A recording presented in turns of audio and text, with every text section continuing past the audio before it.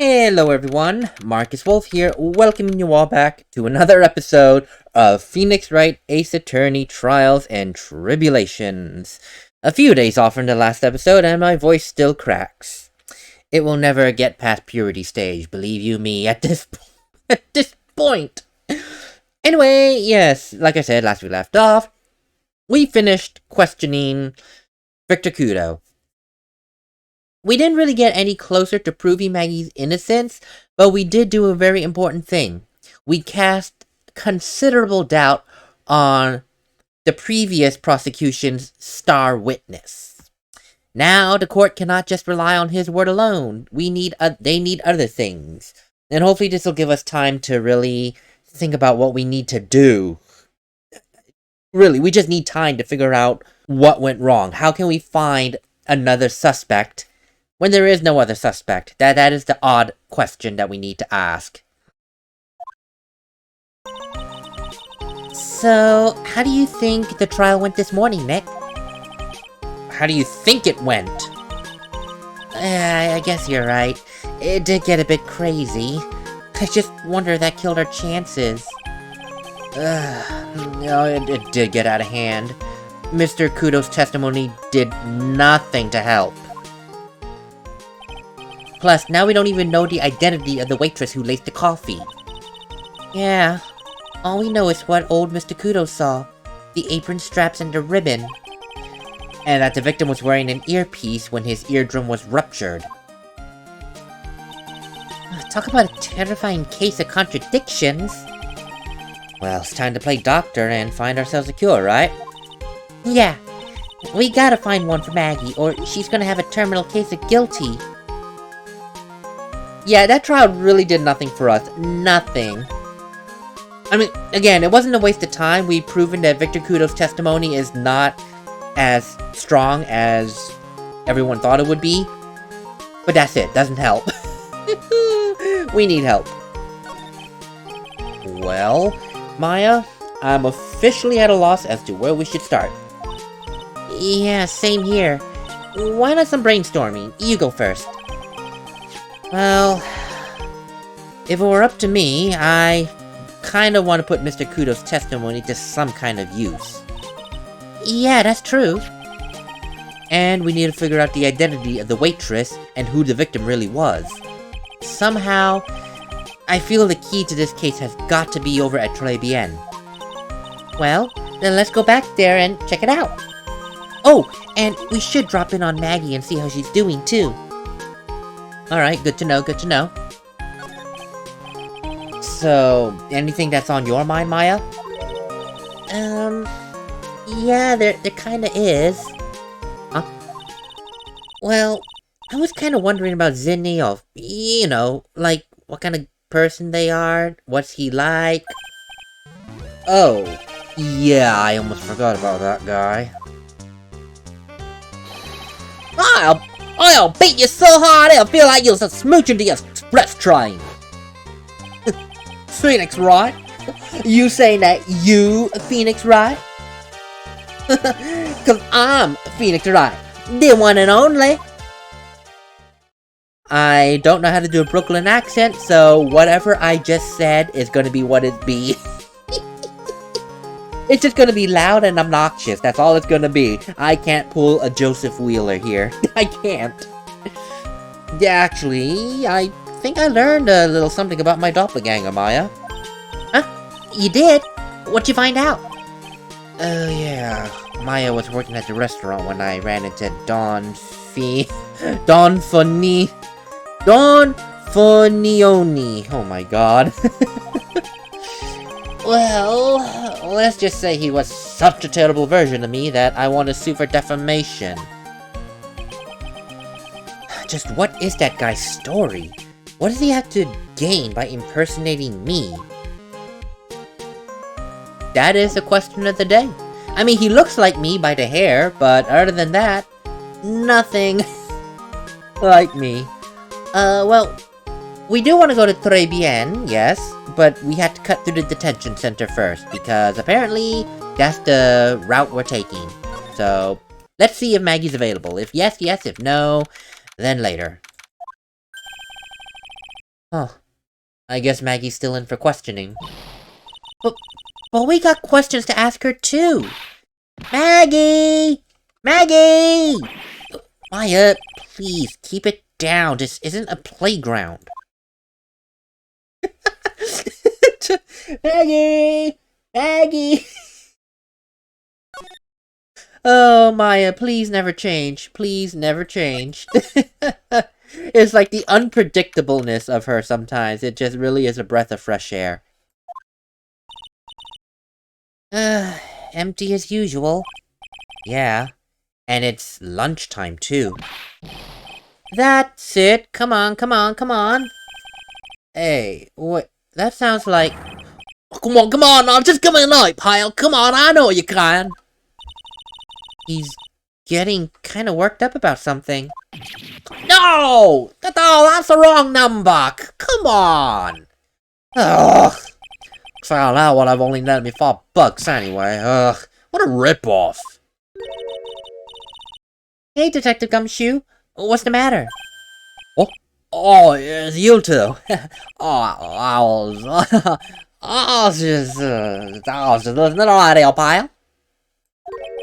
To the radio? Hey, Detective Gumshoe's having lunch here. Whoa, he is. The twin tea set. Ooh. Oh, what can I say? You were that hungry? For $20? Oh, that's horrible. I am so sorry, Gumshoe. That is horrible. Oh, God. This is a nightmare. How am I supposed to look Maggey in the eye now, pile? You really drove her into a corner, you know. Well, you always blow apart my testimonies! Why of all days did you do it this time? Sorry, Gumshoe. It's just...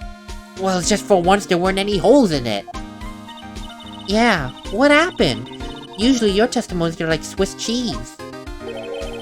Swiss cheese? Well, what do you prefer? Crumbly like aged Parmesan? Anyway, this case has already been ruled on. There really shouldn't be any holes left to find.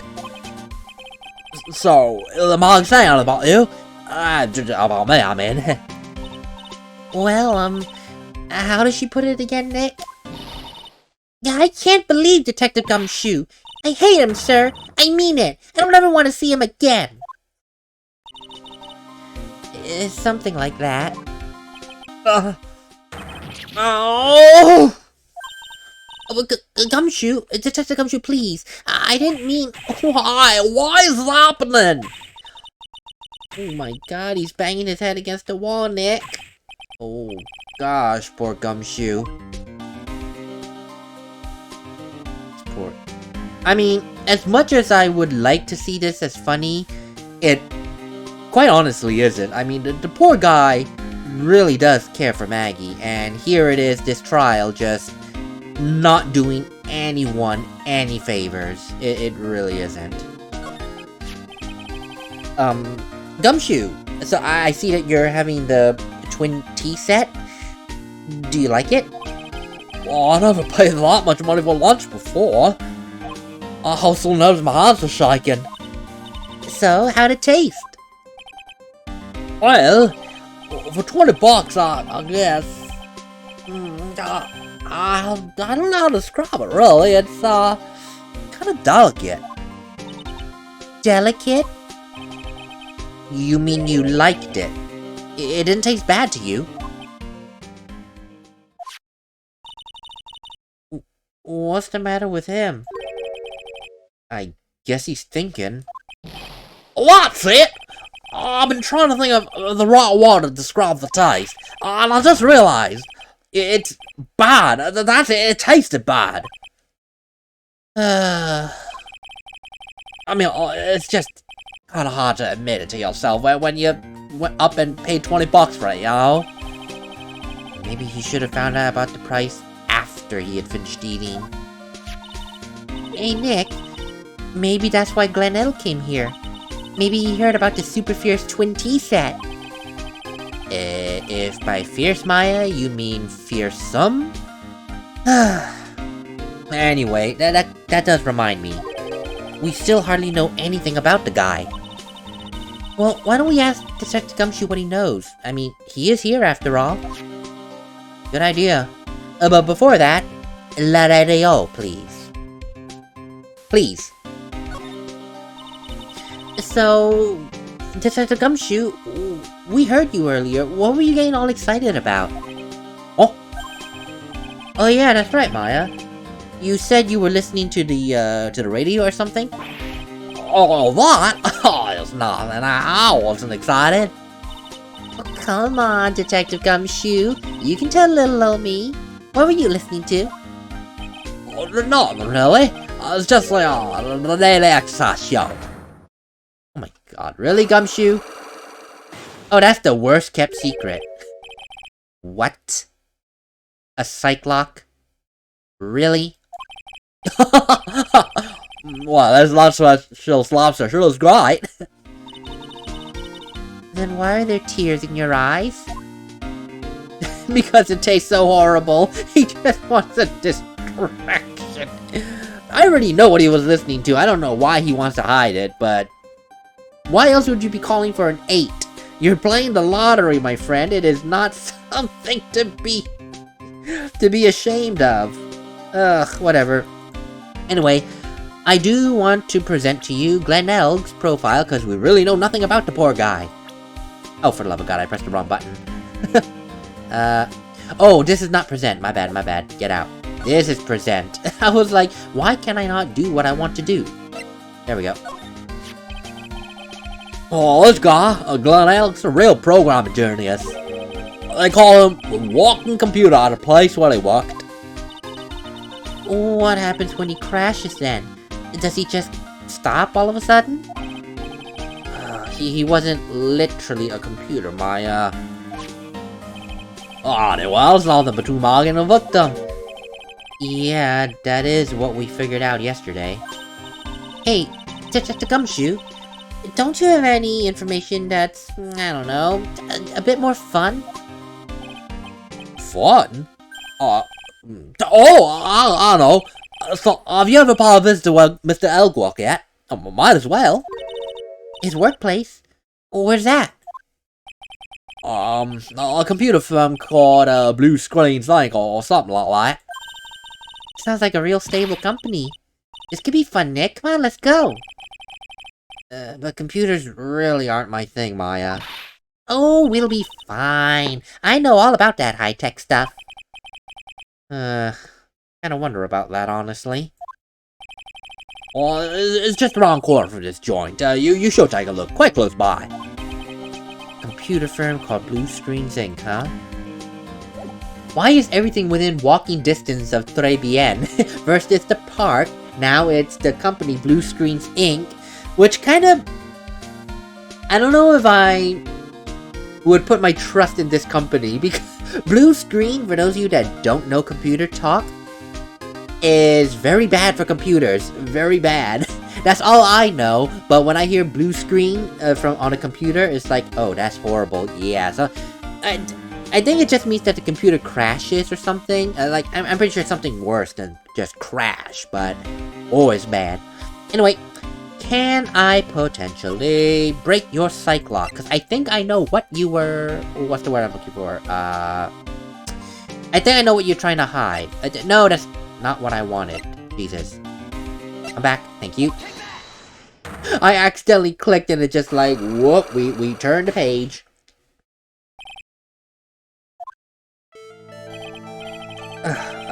Alright, Detective Gumshoe. Do you mind telling me the truth about what we asked earlier?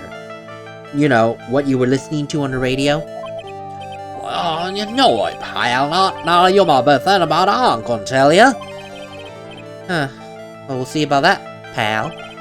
Considering all the noise you were making while you were listening, I think it's pretty clear what kind of radio program it was. I think it was related to this lottery ticket. I'm right, aren't I? You were listening to the lottery results. You thought you'd try to win big, just like Glenn Elg did. Well... God, I thought you were gonna see right through me! Huh? Cracked him already? Sorry, pile. That's why I said it was nothing. He was so intent on hiding it, and but why hide it? It's the oddest thing to hide, dude. Well, I'm usually pretty lucky, so I think I'll give it a try. Oh my god, what's with everyone in the lottery these days? So, how'd it go? I won 50 cents. But better with nothing at all than half a lousy bug. I was so mad. I know the feeling. Yeah, I bought the same kind of ticket as Mr. Elg, see? And they got a special radio show where they announced the winning numbers. Even do drawings live on air. It's intense, pile. I bet that's what Mr. Elg was listening to on the day he was killed. Yeah. What time is it now? Well, I must say, it's just after 1:30. And the lottery results are always broadcast at the same time. Yeah. Oh, look, I got a flyer when I bought the ticket. Millionaire Radio. Experience the most thrilling 10 minutes of your life every Monday at 10:30. Huh. So if he won excuse me. So if he won the $500,000 ticket on the day he died, it must have been around 1:30 p.m. Well, after 1:30 p.m. when he died. And the autopsy report said he died between 1:30 and 2:30. Well, that's within the... That's within the, what's the word I'm looking for?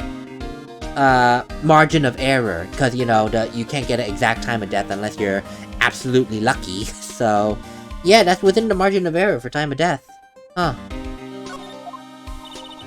Millionaire Radio. Well, that sounds cool. I want to try it, Nick. Then buy a ticket, Maya. With your own money.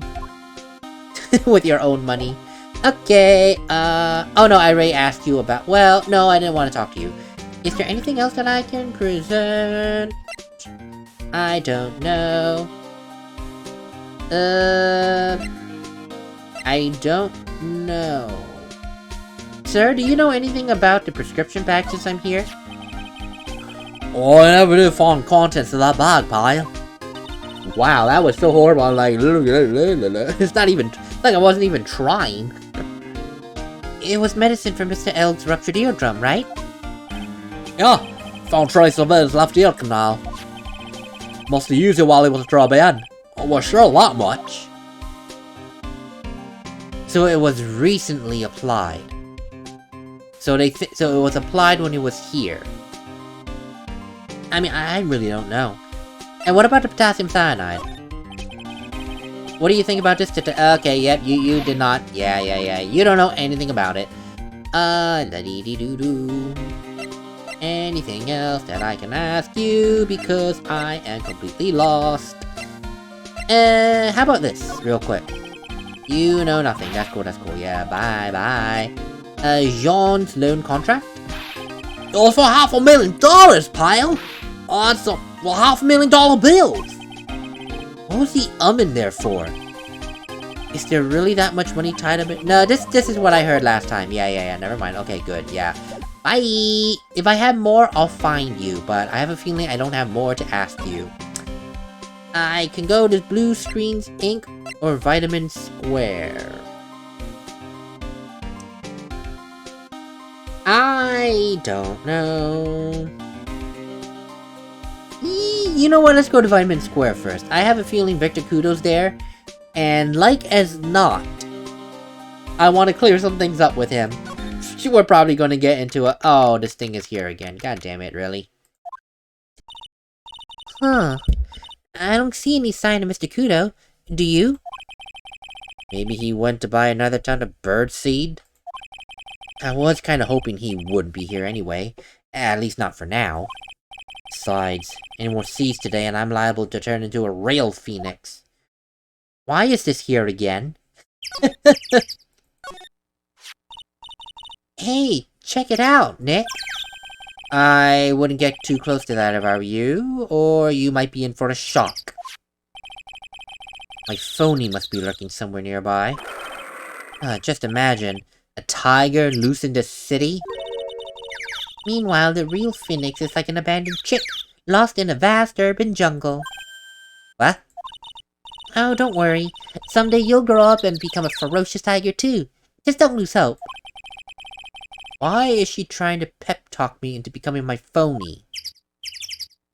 Okay, so never mind. Everywhere I go, there is nobody except for Dick Gumshoe, who was not who I was looking for. I was looking for John Armstrong, but well, unless he is in the kitchen. Is he in the kitchen? Huh? Mr. Armstrong's talking to someone. Oh, he is actually here. Okay, cool. Oh, hello. I'll be back next month. Oh, oui, naturellement. I'll be waiting for you. If you haven't got it by then, I'm afraid it might get a little hot around here. No, I will have everything ready, I promise. I love fire, you know. I love the way it crackles. No, just stop it, I beg you. Then don't let me down. I will be watching you. No, this is not necessary. You can trust me, mademoiselle. Talk to anyone and I'll drive a knife right through your heart. Oh, no, you do not have to worry. You know, you worry far too much, mademoiselle. Maybe this will help you relax. It is the oil of sandalwood. I do love raw meat from time to time.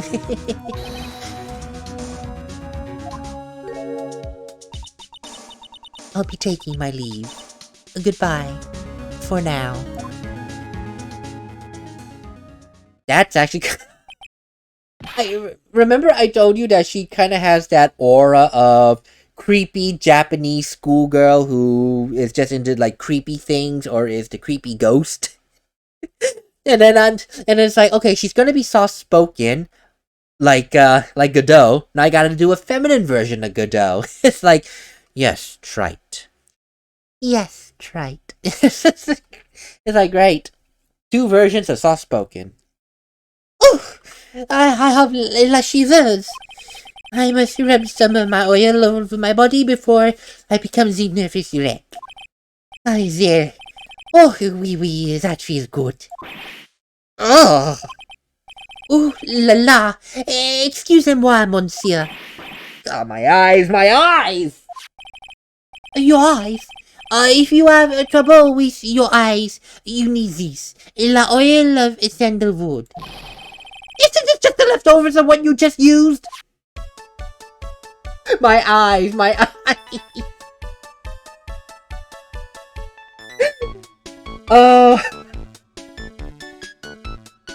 Oh boy, I'm very glad there's no animation here. But not for the reasons you think. It is the old idea of show us what they mean. Don't tell us. And they're showing us through the script of him rubbing oil all over his body. So you can just imagine through the script of my eyes, what John Armstrong is doing. In a kitchen, no less. Probably took off his shirt and then just like, oui. God, that imagery is horrendous. In a kitchen! Not public kitchen, but you know what I mean. A restaurant kitchen. Dude! Please don't do that. And while you're at it, don't open super aromatic bottles in the kitchen. You're gonna put the scent in the food and it's gonna taste worse. God. Mr. Armstrong, can I please talk to you? Oh, help me here. Alright. Sorry about that pause there. I mean, it's gonna be noticeable, especially with the cut, with the music. Some crazy person outside in the street, oh my god, just started yelling to high heaven. It's like it's like Encanto. We don't talk about Bruno, we don't talk about the crazy person in the street. Anyway, so, Mr. Armstrong, I'm noticing you don't exactly have a lot of customers around here. Oh, no, you are right, monsieur. But perhaps that is the perfect time for you to visit me, non? That way, I can give you my undivided attention and cook for you la dish supreme. Putting on a brave face, huh? That's what girls do, Nick. But you are right. Business is very difficult these days. Perhaps the name is le problem. People do not understand it. They think it is tray. I just wanted people to think that my restaurant was exclusive. But they think you just serve fast food on cheap plastic trays? Nick, that's the kind of thing that can make a girl cry. Have you forgotten that Mr. Armstrong is a man, Maya? But this restaurant is my life. It is everything to me. I will defend it to la finale. No one would take it from me. Well, you're 500,000 in the hole. The loan company can probably take it, or, as the girl just mentioned, burn it to the ground and kill you. Who are you dealing with? God! So, if you don't mind me asking, who was that woman you were just talking to earlier? Ooh la la! You saw that? Well, I'm sorry, but yes. So, who was she? She looked so polite and graceful. Polite? Graceful? And she likes raw meat and fires, right? I'll be back next month. Oui, naturalmente. I will be waiting for you. If you haven't got it by then, I'm afraid it might get a little hot around here. No! I will have everything ready, I promise! And now that I think about it... Hey, Maya, I think it's kind of clear what kind of conversation these two were having. You think so? Well, then let's show him that piece of evidence and see what happens. Yes. It is so clear. Clear as day. Well, only because we have information to know what's being talked about. So long as that paper exists, I am but a delightful angel with broken wings. An angel, huh? It doesn't bode well when you think about it. Oui, they kept harassing me month after month. In the end, I had to give in. I agreed to help them. Help them? Help with what? My bien sir, if I did not owe them la money, I would have refused. But my hands were tied. Please, Mr. Armstrong, calm down. What exactly did you agree to help them with? No, I cannot say. If I tell you, is that the woman, she will slice me up and eat me with la sally garnish. Ugh. I hope he doesn't mean that he'll literally be sliced up and served with garnish. Okay, so let's change topics a little bit. I'm going on a limb to say that woman has something to do with your loan contract. Am I right? Please, Mr. Armstrong, tell us something about the woman. I mean, she is kind of threatening you, and I suppose she works with tender lenders, so she's cough within her right to threaten you, cough. I mean, no one should threaten anyone. That's, that's the down of thing. Even a loan shark shouldn't, but sometimes a bit of threat when you're a loan shark can help people pay you if they had the money to begin with. The woman just now. The woman who was here earlier. I take it that she's... Why has it come to this? Oh, what a tragedy. Suddenly I find myself so deep in la debt. It is a sign of la bad world we live in now. No, I'd say it's more of a sign of la bad the bad culinary skills. The woman was here. The scary woman. She is from the loan office. Loan office. I figured. And is it the same office where you borrowed $500,000 from? Oui. Tender lender, it is called. Catchy name. Just hearing it makes me want to borrow some money. Please, you must not borrow from them. If you must, no more than $10. $10? Sounds like your whole monthly stipend, Maya. Hey, I get a bit more than that, thank you very much. So, Tender Lender is the loan office where you borrowed $500,000 from, huh? I wonder if they got anything to do with this case. I don't know. Well, let's see. I am a weak woman. When I am upset, I have to buy something nice to cheer me up. Thanks to him loaning me la money, I have to pay back $500,000 now. I am like a slave.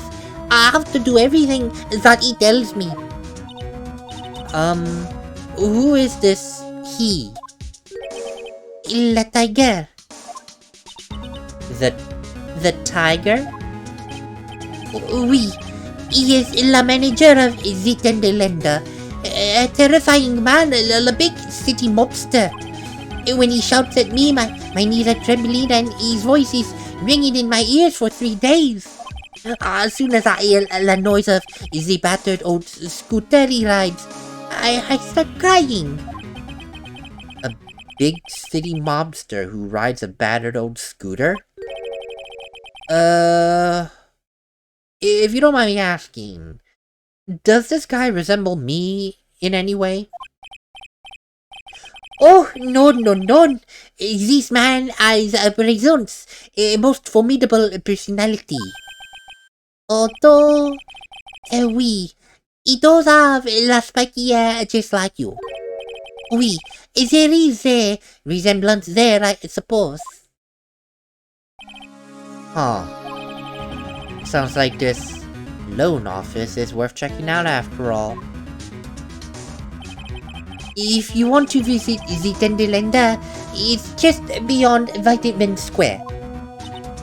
Hey, Nick, if you need money, I can loan you some, as long as it's less than $3. Thanks for the offer, Maya. Just beyond Vitamin Square, huh? I don't know. I mean, he's clearly being threatened by Tender Lender. Question then is, I don't know. I mean, I'm just getting this weird feeling, because he said I had to help them. Because I am in so much debt, I had to help them. I could not refuse.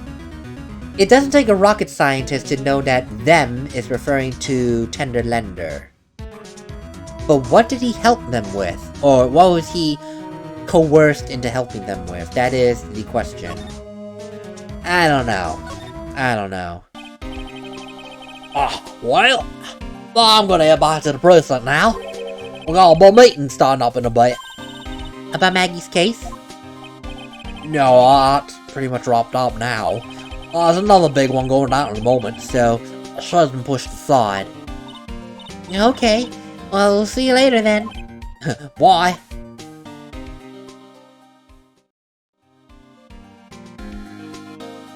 What?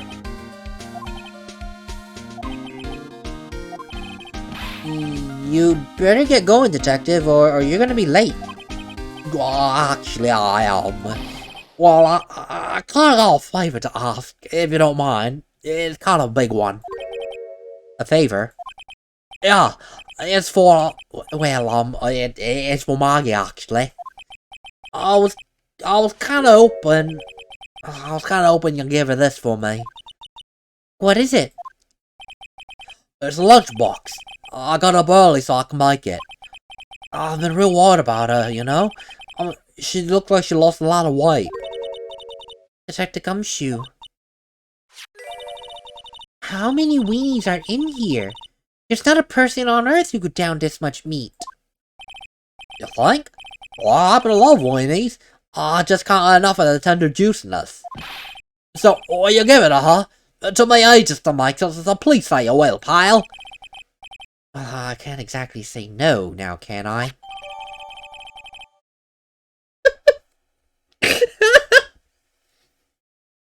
Oh, that took a lot of effort to keep the script going with a straight face. And if I had a camera, you see me smiling while keeping the voice level. It's like well, how many weenies are there? There's no person on earth that can down this much meat. Are you sure? It's like I love them weenies. I can't get enough of the tender juices. Just the script. My God. Just the innuendo in that scene is so strong. Oh boy.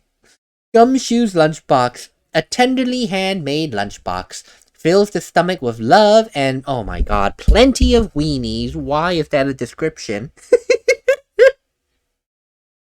Why is that a description? Oh my goodness. We're walking past this. This has happened. It's funny. Now we move on. we're gonna be stuck here for a bit.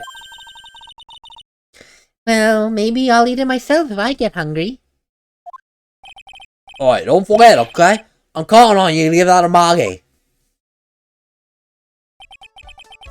Huh, and now he's finally gone.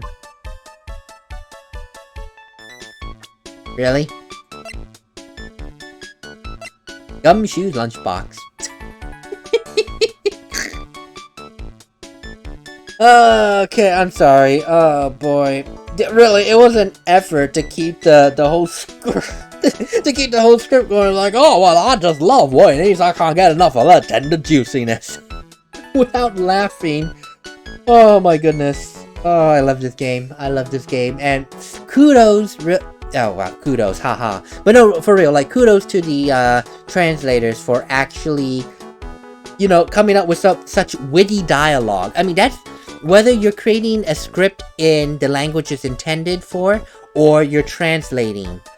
Actually, no, especially when you're translating, it's hard to come up with witty dialogue. But when you're translating, you gotta take into account how some of the things in the mother language may not make sense in this case, American culture.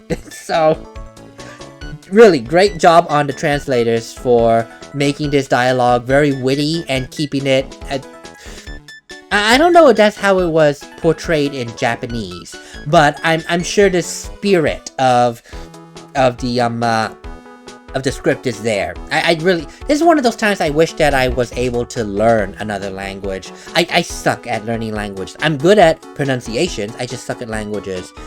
I've always wanted to learn Japanese, but I just can't. I can't. My brain cannot wrap around any other linguistical, grammatical rules other than English. So my brain is just screwed on that, and that's what it is. I just learned to deal with it. Anyway, that's enough about that and my woes of foreign languages.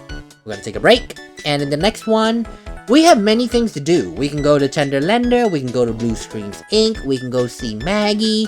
If we're lucky, we can do all three in a span of 40 minutes. I don't know. Shrug. We'll see. Later, everyone.